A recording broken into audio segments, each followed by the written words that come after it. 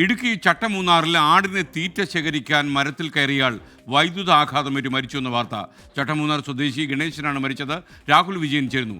രാഹുൽ, വിശദാംശങ്ങൾ.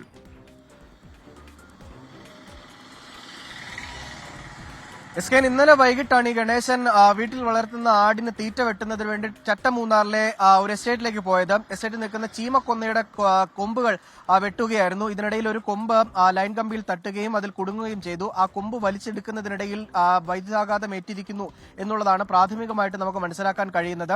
ഈ ഗണേശൻ ഒറ്റയ്ക്കാണ് പോയത്. അതുകൊണ്ട് തന്നെ ഇന്ന് രാവിലെ ഈ തോട്ടത്തിൽ ചെന്ന ആളുകളാണ് ഈ മരണം സംഭവിച്ചിരിക്കുന്നത് മനസ്സിലാക്കുകയും ചെയ്തത്. എന്തായാലും മറയൂർ പോലീസിനെ ആളുകൾ വിവരം അറിയിച്ചിട്ടുണ്ട്. മറയൂർ പോലീസ് സംഭവ സ്ഥലത്തേക്ക് തിരിക്കുകയും ചെയ്തിട്ടുണ്ട്.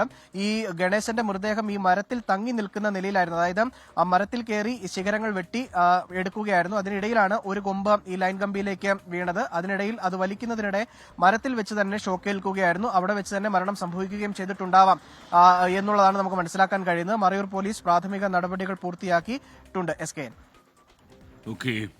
സങ്കടകരമായ കാര്യമാണ്.